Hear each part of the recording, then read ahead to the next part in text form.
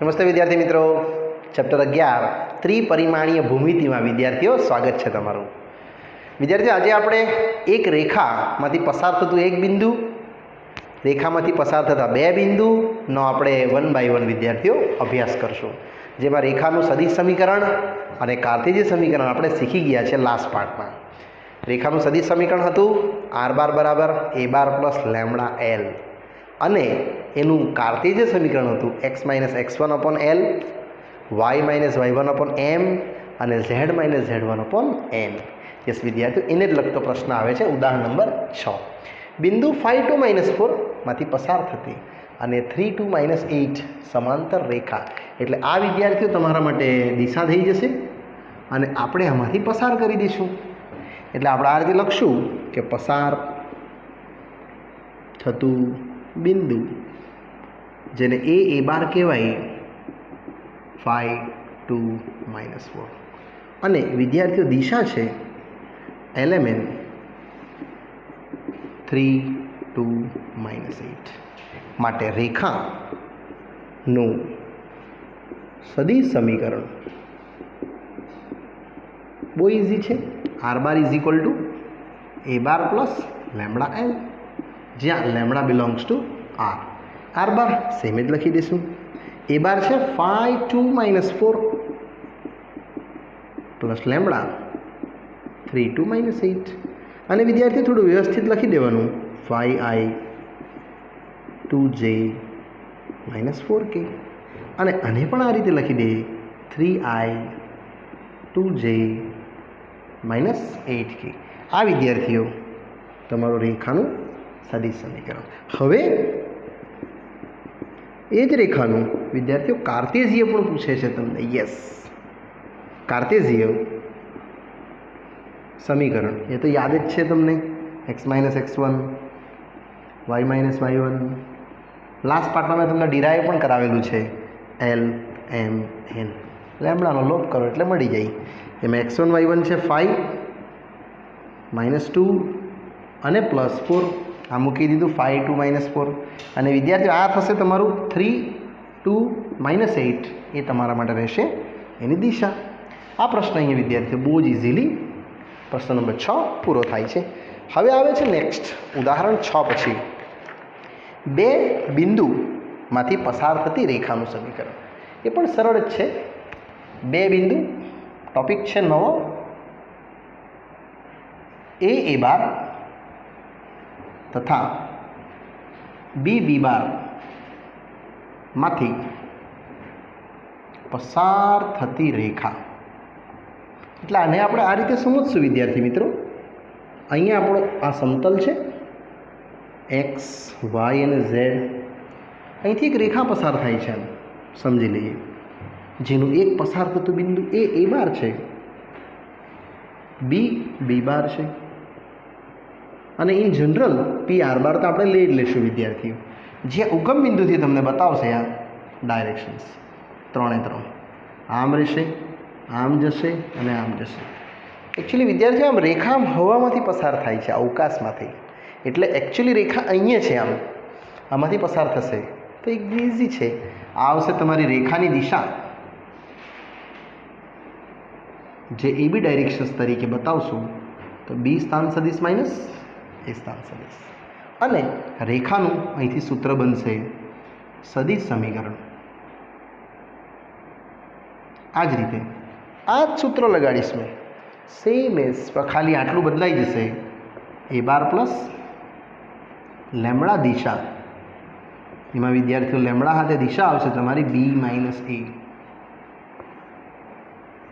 એટલે b minus એ actually તમે એને કહેશો એ છે x1 y1 z1. આવી રીતે x1 y1 z1. b છે વિદ્યાર્થીઓ x2 y2 z2.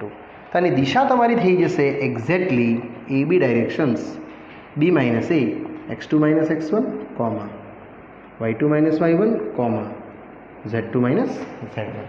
એના પરથી તમને વિદ્યાર્થીઓ મળશે આ સમીકરણ. યસ, કાર્ટેશિય સમીકરણ. x minus x1 y minus y1 અને એ જે દિશા છે LMN એ અહીંયા બની જશે આ દિશા તમારી x2 - x1 y2 - y1 અને z2 - z1. આને વિદ્યાર્થીઓ યાદ રાખવાનું છે તમારે એક કાર્તેઝીય સમીકરણ તરીકેના ઉલ્લેખમાં. નેક્સ્ટ, હવે વિદ્યાર્થી આને લગતા આપણે પ્રશ્ન જોશું જે આપણા આન્સરમાં આવે છે. આના જેવા ક્વેશ્ચન્સ બે બિંદુમાંથી પસાર થતી રેખા. ઉદાહરણ નંબર 7. 1 અને B બે બિંદુ આપ્યા છે. રેખાનું સદિશ સમીકરણ. ઉદાહરણ 7. -1 0 2 તથા B 3 4 6 માંથી પસાર થતી રેખાનું સદિશ સમીકરણ શોધો. સદિશ સમીકરણ માંગે છે ને એકદમ ઇઝી વેથી એ લોકોએ પણ A અને B બનાવ્યું છે. આપણે વિદ્યાર્થી પેલા દિશા બનાવી દઈશું. યસ, આ સમજો આવી રીતે એક રેખા છે A થી B તરફ -1 0 2 અને 3 4 6. તો અહીંયા આવશે તમારું દિશા AB. એટલે B નો સ્થાન સદિશ ઓછા A નો સ્થાન સદિશ જે છે 3 4 6 -1 0 અને 2 એટલે 3 ને 4, 4 ઓછા 0 4 અને 6 ઓછા 2 એ પણ વિદ્યાર્થી આવી જશે 4. બસ અહીંથી તમને મળી જશે રેખાનું સદિશ સમીકરણ. આ જ રીતે r bar = a bar plus lambda l. Lambda belongs to r. l એટલે વિદ્યાર્થીઓ દિશા છે. હા કે યસ, એમાં a છે પસાર થતું બિંદુ -1 0 2 અને દિશા છે તમારી 4 4 4 અને આમાં વિદ્યાર્થીઓ 4 કોમન કાઢીને એ લોકોએ અહીંયા અરેન્જ કર્યું છે -1i 0j 2k. અહીંથી 4 કોમન લઈ લેશો તમે તો આ 4 લેમ્બડાને એક જ અચળ કીધું છે એ લોકોએ 1 1 1. એટલે આવી રીતે ઉકેલ લખ્યો છે -1i 0j 2k. આને એક જ લેમ્બડા કીધું છે 1i plus 1j plus 1k. અથવા તમે 4 રાખશો તો બી વિદ્યાર્થી મિત્રો ચાલે. એ લોકોએ 4 લેમ્બડા 4i 4j 4k પ્રમાણે લખ્યું છે. એ પણ સાચું અને આ પણ સાચું. ઉદાહરણ 8.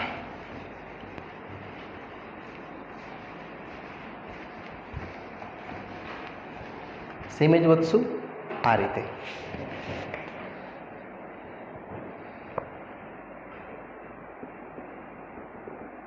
ઉદાહરણ 8માં કીધું છે કે રેખાનું કાર્તેઝીય સમીકરણ આપ્યું છે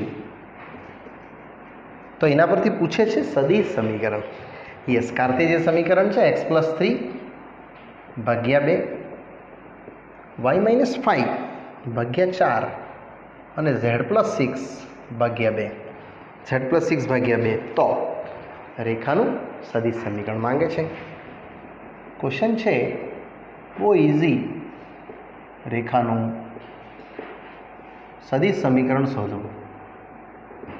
તો વિદ્યાર્થી આપણે કાર્તેઝીય સમીકરણ સાથે સરખાઈ નાખીએ. શું હતું કાર્તેઝીય સમીકરણ? એકચ્યુઅલી યસ, કરેક્ટ વિચાર્યું તમે. x - x1 y - y1 z - z1 l m n. અને વિદ્યાર્થીઓ સરખાઈ નાખીએ આ ડેટાને. એટલે x - -3 z - 5 y - 5 z - -6. એટલે અહીંથી તમને વિદ્યાર્થી બધા ડેટા મળી જવાના x1 y1 z1. જે પસાર થતું બિંદુ એ છે એ મળશે તમને -3 5 -6 અને દિશા l m n વિદ્યાર્થીઓ મળી જશે 2 4 2. બસ થઈ ગયું. રેખાનું સદિશ સમીકરણ બની જશે. આના પરથી રેખાનું સદિશ સમીકરણ જે છે r bar = a bar plus lambda l બસ કિંમત ભરી દઈશું.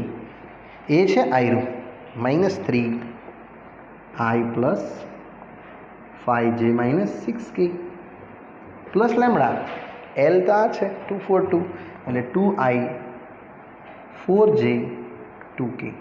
વિદ્યાર્થી મિત્રો અહીંથી 2 કોમન કાઢીને બી તમે અરેન્જ કરો તો ચાલે અને ના અરેન્જ કરો તો બી ચાલે. પાઠ્યપુસ્તકમાં આટલું જ લખ્યું છે. ત્યારબાદ આવ્યો છે 2 રેખા વચ્ચેનો ખૂણો. એ તમને વિદ્યાર્થીઓ કેન્સલ છે એટલે આપણે 9 અને 10 આપણે વિદ્યાર્થીઓ નથી જોવાના. હવે આપણે જશું આમાં જ આગળનો પોઈન્ટ્સમાં, ઉદાહરણ નંબર 11થી નવા પોઈન્ટ્સમાં, જેમાં આપણે વિદ્યાર્થીઓ આગળ વધીએ. ઉદાહરણ 11 પછી જોઈશું. આપણે સ્વાધ્યાય 11.2ને હવે ટચ કરશું, કારણ કે અલગ ટૉપિક છે. અલગ ટૉપિકના સમ આપણે પછી જોશું. આપણે સેમ ટૉપિકવાળા પ્રશ્ન નહીં વિદ્યાર્થીઓ અહીંયા જોશું. એટલે સ્વાધ્યાય 11.2 આપેલ સાબિત કરો કે દિક કોસાઇન 3 પરસ્પર લંબ છે. સાબિત કરવા કહે છે. 12/13 -3/13 -4/13 પછી ડબલ ઈસ્ટુ છે. 4/13 12/13 અને 3/13 સેમ એઝ ત્રીજું 4/13 12/13 અને 3/13 અને ત્રીજું છે વિદ્યાર્થીઓ 3/13 -4/13 અને 12/13 જે આપેલી દી કોસાઇન વાળી 3 રેખાઓ પરસ્પર લંબ છે. લંબ બતાવવા માટે વિદ્યાર્થીઓ ડોટ ગુણાકાર 0 લઈ લઈશું અને ડોટ 0 થશે એટલે થઈ જશે. એટલે આ આપણે પહેલી, બીજી અને ત્રીજી દિક કોસાઇન વચ્ચે સંબંધ જોશું. પહેલું L1 M1 N1 dot L2 M2 N2. આ નંબર ખાલી મૂકતા જશું. 12/13 3/13 4/13 ડોટ 4/13 12/13 3/13. એટલે આ વિદ્યાર્થીઓ ખાલી ગુણાકાર જ કરવાનો છે. 12 ચોખ્ખું 48 169 12 તારી 36 169 અને 4 તારી 12 169 અને ટોટલ આને કરી દઈશું એટલે 0 જ મળશે. એનો મતલબ એવો થયો કે આ બંને દિક કોસાઇન શું થઈ? પરસ્પર લંબ થઈ. યસ, સમીકરણ નંબર 1. સેમ એઝ આગળ વધશું એલએમએનમાં. ડોટ એલએમએન. હવે આપણે L2 M2 N2 લેશું, L3 M3 N3 લેશું. એટલે વિદ્યાર્થી આ બેનો અભ્યાસ કરશું. એટલે 4/13 12/13 3/13 ડોટ 3/13 4/13 અને 12/13. આને બી સેમ જ લઈ જશું. તો 4 તારી 12 169 12 ચોક 48 169 અને 12 તારી 36. આને બી ટોટલ કરી દઈશું વિદ્યાર્થીઓ. તો 12 - 48 + 36 જે ટોટલ થશે 0. એ બી થશે તમારો ડોટ ગુણાકાર 0. એટલે એ પણ લંબ જ કહેવાય. ને હવે ત્રીજો કેસ આ જ રીતે વિદ્યાર્થી આપણે ત્રીજો કેસ પણ સોલ્વ કરશું. એને પણ આ જ રીતે બનાવવાનો પ્રયાસ કરીએ. તો હવે LMN ડોટ LMN. હવે L3 M3 N3 સાથે 1 1 1 લઈ લઈએ. L1 M1 N1 એ પણ સેમ જ ડોટ આ L3 વાળું 3/13 ઓછા 4/13 12/13 અને ફર્સ્ટ છે 12/13 -3/13 અને -4/13. આને પણ વિદ્યાર્થીઓ સિમિલરલી લઈ જઈએ. એટલે 12 તારી 36 4 તારી 12 અને 12 ચોક 48 અને 36 12 48. આ પણ તમે જોઈ શકશો તો 0 જ આવશે. એનો મતલબ એવો થયો કે 1 2 અને 3 પરથી આપણે કહી શકીએ 1 2 અને 3 પરથી આપેલ ત્રણેય દિક કોસાઇન પરસ્પર લંબ છે. આ રીતે વિદ્યાર્થી મિત્રો તમે લખી શકો. એમાં જ છે પ્રશ્ન નંબર 2, જે બી સરસ મજાનો છે. સાબિત કરો કે પહેલું બિંદુ બીજું. આ રીતે છે પ્રશ્ન. 1 - 1 2 અને બી 3 4 - 2 બિંદુમાંથી પસાર થતી રેખા એ સેકન્ડ સી છે 0 3 2 અને 0 3 2 અને ડી છે વિદ્યાર્થી મિત્રો 3 5 6 બિંદુમાંથી પસાર થતી રેખાને લંબ છે. એટલે આમાં બી વિદ્યાર્થીઓ ડોટ ગુણાકાર આપણે 0 જ બતાવી દઈશું. પણ પહેલાં આને આવી રીતે સમજીએ કે આ એક રેખા છે એ થી બી, આ એક બીજી રેખા છે સી થી ડી, અને પરસ્પર 90 બતાવવાનું છે. તો બંનેની દિશા આપણે બનાવવી પડે.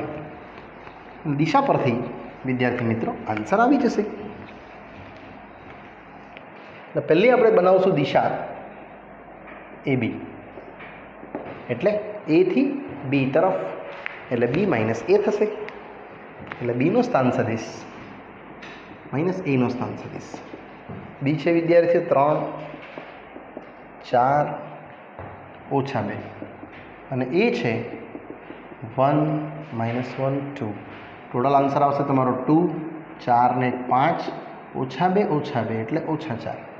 આવી રીતે સેમ હવે બીજી દિશા આપણે વિદ્યાર્થીઓ સેકન્ડ પકડી લઈશું સીડી, એટલે ડી માઇનસ સી.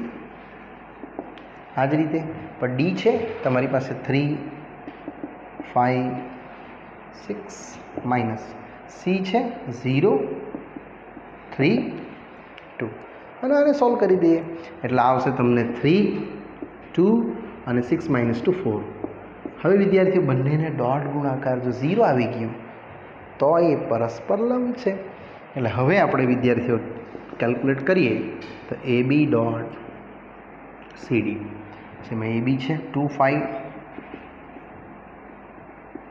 3 2 6 10 - 16 0 આવી ગયું. માટે તમે કહી શકો કે એ બી લંબ સી ડી છે.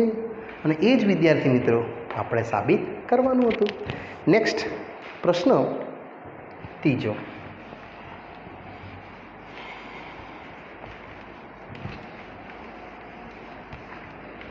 એ પણ આ જ દિશામાં છે, પણ સાબિત કરવા કહે છે કે સમાંતર છે. સાબિત કરો કે 4 7 8 અને સેકન્ડ છે બી 4 7 8 2 3 4 બિંદુમાંથી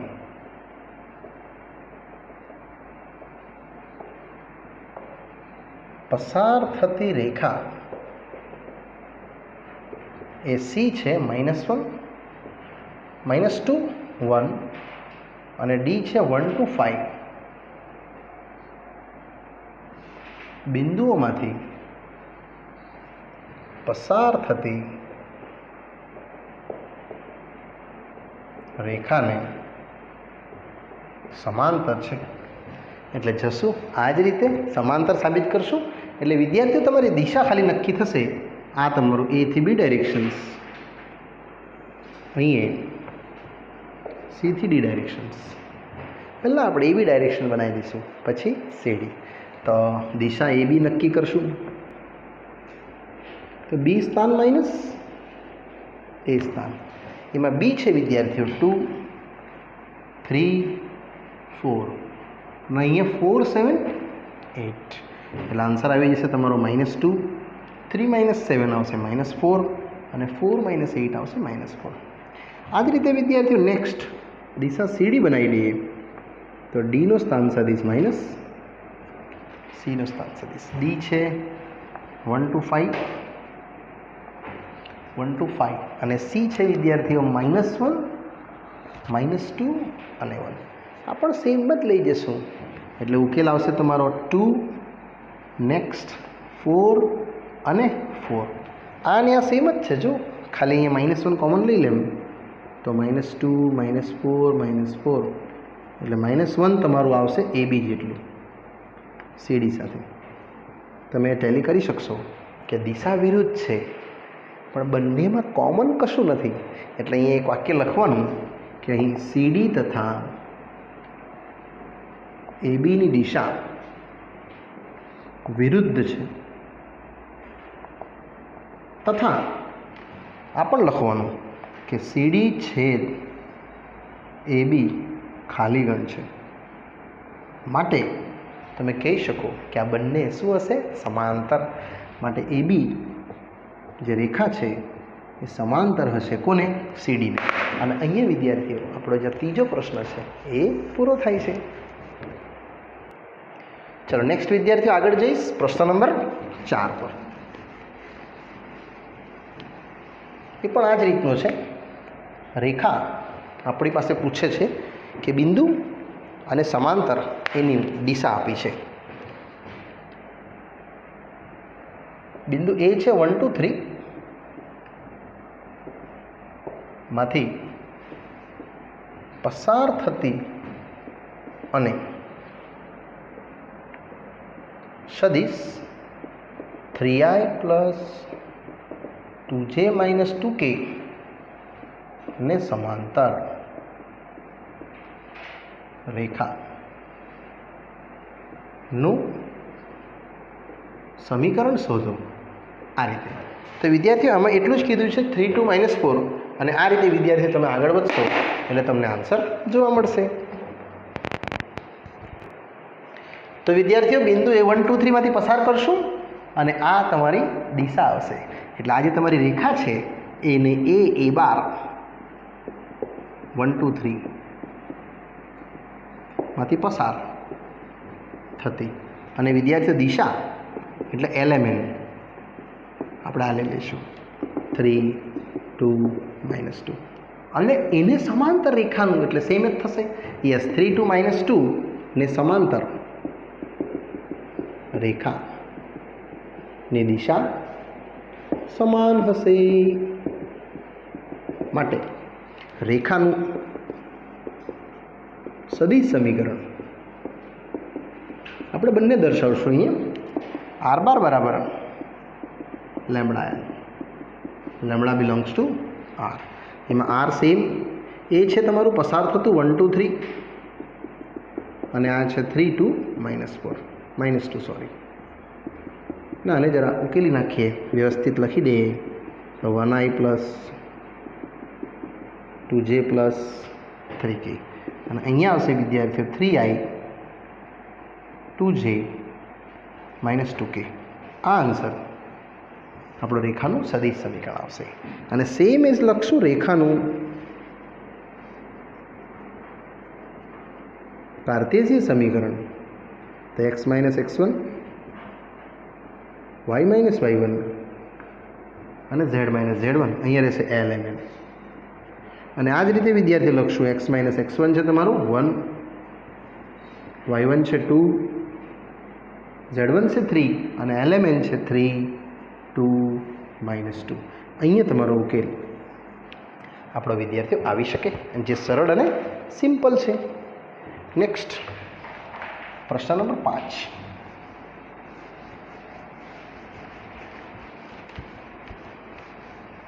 પાંચમાં બી આ રીતે જ જવાનું છે કે જેનો સ્થાન સદિશ આ રીતે આપ્યું છે, જેનો સ્થાન સદિશ 2i - j 4k હોય તેવા બિંદુમાંથી પસાર થતી અને i + 2j - k દિશાવાળી રેખાનું સદિશ અને કાર્તેજ્ય સમીકરણ બંને માંગે છે. રેખાનું સદિશ તેમજ કાર્તેજ્ય સમીકરણ શોધો એમ કહે છે. તો જેનો સ્થાન સદિશ આપ્યો છે 2 - 1 4 હોય તેવા બિંદુમાંથી પસાર થતું, એટલે એ બાર વિદ્યાર્થી તમને આપેલું જ છે 2 - 1 4 આવ્યું. અને આ 1 to -1 Disha L M N વિદ્યાર્થીઓ 1 to -1 મૂકી દઈશું કિંમત. એટલે રેખાનું સદિશ સમીકરણ સેમ જ લઈ જઈશ કે r બાર બરાબર a bar plus lambda l, ચાલ લેમડા બિલોંગ્સ ટુ r. એ છે વિદ્યાર્થીઓ 2 - 1 4 અને આ છે 1 to -1. ફક્ત IJK આપણે મૂકી દઈશું. ચાલો વિદ્યાર્થીઓ આને જરાક આ રીતે લખી દઈશું 2i - 1j પ્લસ 4k અને આ રહેશે વિદ્યાર્થીઓ સેમ 1i 2j - 1k. આ એક રેખા મળી જે રેખાનું સદિશ સમીકરણ. હવે વિદ્યાર્થીઓ લઈશું રેખાનું કાર્તેજ્ય સમીકરણ જે રહેશે same as x - x1 y - y1. લેમડાનો લોપ કરશો એટલે તમને મળશે આ રીતનું સમીકરણ. બેમાં કિંમત ભરી દઈએ એટલે x - 2 y + 1 અને z - 4 આ મૂકી દીધું આપણે. અને અહીંયા આપણે દિશા મૂકી દઈશું 1 2 -1. અહીંયા વિદ્યાર્થીઓ જે તમારો ઉકેલ આવશે એ આપણું રહેશે કાર્તેજ્ય સમીકરણ. ચલો વિદ્યાર્થી મિત્રો અહીંયા આ પાર્ટ્સ આપણે સ્ટોપ કરશું અને આગળનો અભ્યાસ વિદ્યાર્થી મિત્રો આપણે નેક્સ્ટ પાર્ટમાં આગળ વધશું. Bye bye.